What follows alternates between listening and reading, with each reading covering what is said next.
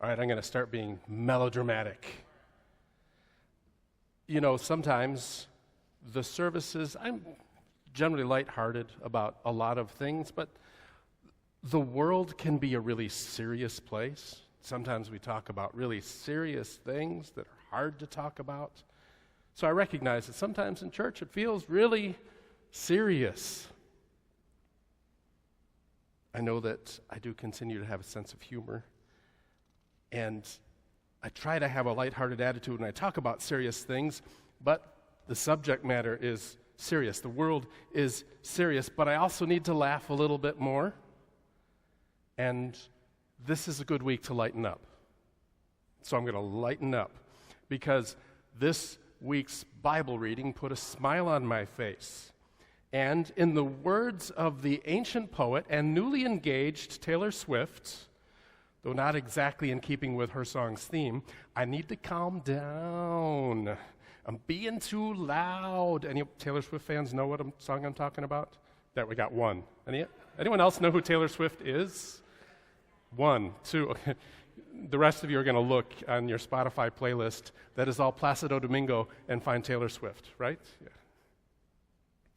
So we're going to do a little melodrama because I wondered what would it be like if the parable of the wedding banquet that Pastor Angelina read were narrated by a movie trailer or cartoon announcer in a melodramatic style. So we're going to have a part here. First, we've got some music. So let's say that we have music where we're talking about a hero. What might that sound like, Tom?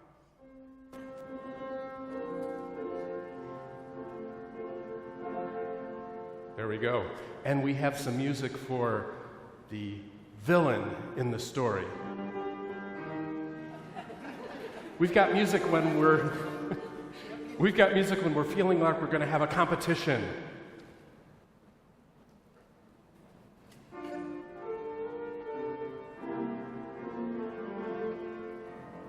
And then we have a music when it's sort of story time.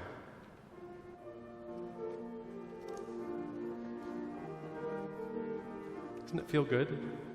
And so when I'm reading this part here, when it's a hero, when Tom's playing the hero music, you can go like, hurrah! You participate in it. You don't have to, but you can. And when there's a villain, you can go like, argh, right? And when it's competition, you can maybe just sort of exercise in your seats, sort of march around. You don't have to do a whole lot for that because it's more of a quiet time. And also the story time, but especially for the hero and the villain. So let's practice for our hero.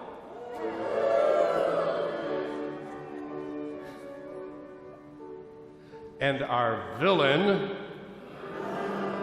Okay, I think we're set. Going to be recording this for posterity's sake. And in 25 years, we will have a video of it somewhere. By the way, the reason that I brought that up is because the 2000 comedy show that we had at Peace Memorial Church in Zion Hall with several people who are still in attendance here. It was comedy, it was fun, and we put the VHS tape onto digital. It's on our YouTube channel, but it hasn't been sent out to anybody yet.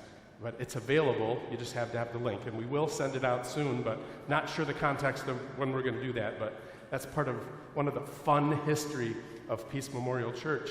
You can see Scala dancing. Dave, where are you? Yeah, dancing there. You can see Pastor Scott dancing. Who else was in that number that's here? Dennis, were you in it? He's like, yes, no, yeah. Anyway, you'll get to see that. It'll be linked in one of the Friday emails coming up. I'm not sure exactly when. We'll figure it out because we want to do something cool with it. All right, you ready for a melodrama? Here we go. Let's have some hero music beginning, just an introduction.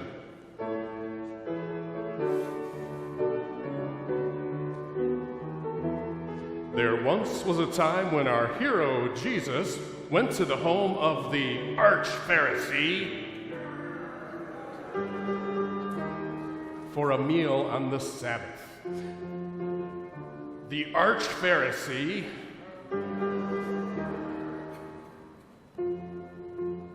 and and the others were watching Jesus closely just to see what kind of mistake he might make. Everyone seemed to be pushing and shoving and clawing their way to be the closest to the most important of the guests. The less popular people were forgotten and walked all over. When our hero, Jesus,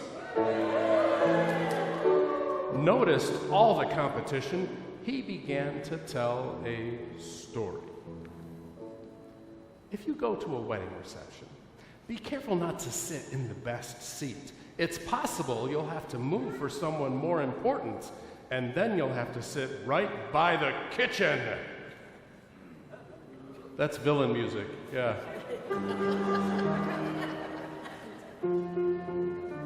Instead, start at the table by the kitchen and then let the host invite you to sit at a better table. You see, if you try to make yourself look important, you'll look unimportant. But if you remember to be humble, you'll earn respect. Then Jesus looked at the host of the meal and offered this advice. The next time you host a meal, don't invite all your friends and all the important people. Instead, invite all the people with no money, the people who can't stand up without help, the people who can't walk at all, and all those people who can't see. Invite the people who work hard, but still don't ever seem to have enough to live. Invite the people you just as soon ignore.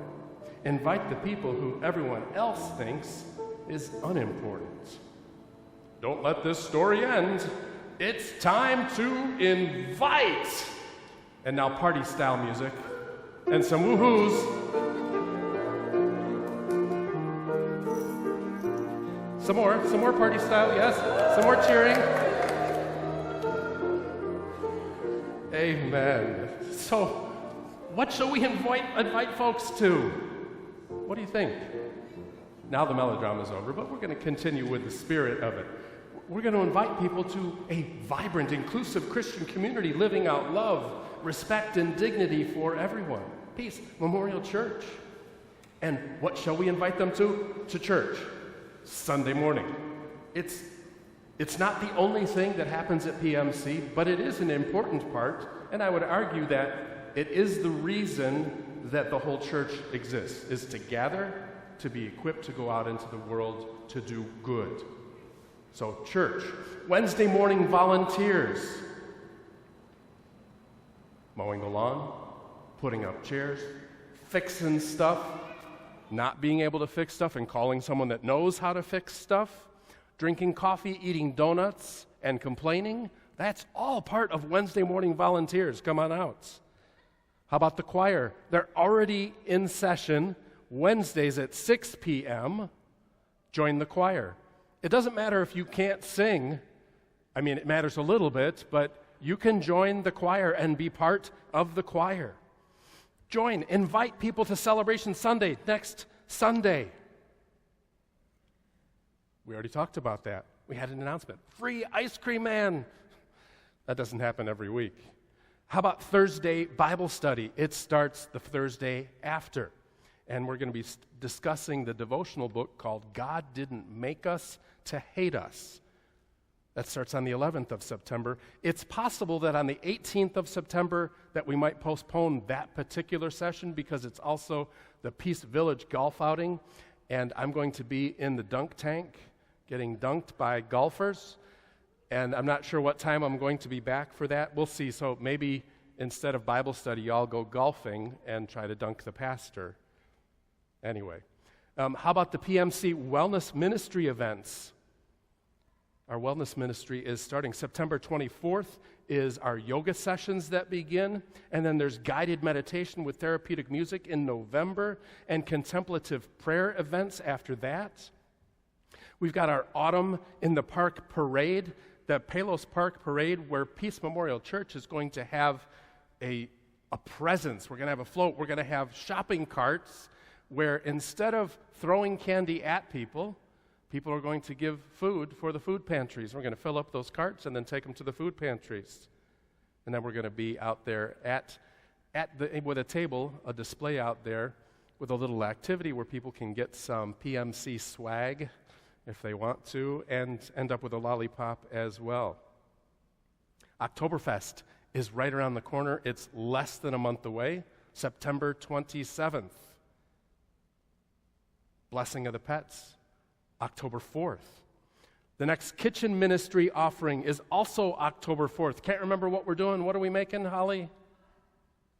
Pie. We're making pie on October 4th. Crop Walk the next day is October 5th, and so is the crew golf outing. It's impossible to not have conflict sometimes when there's a lot going on.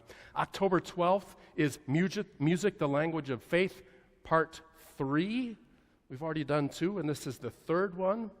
Trunk or Treat, October 25th.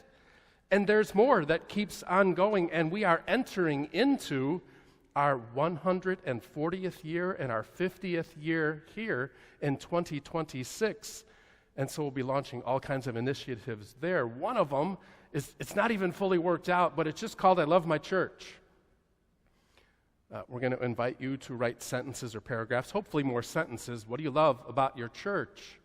And then we're going to make a whole book about it, a pamphlet that people can have, a book that we probably won't sell that book, but maybe we'll have artwork in it and everything. I don't even know how it's going to be, but it was inspired by a 16 Reasons I Love My Church book that came out almost 20 years ago from the United Church of Christ.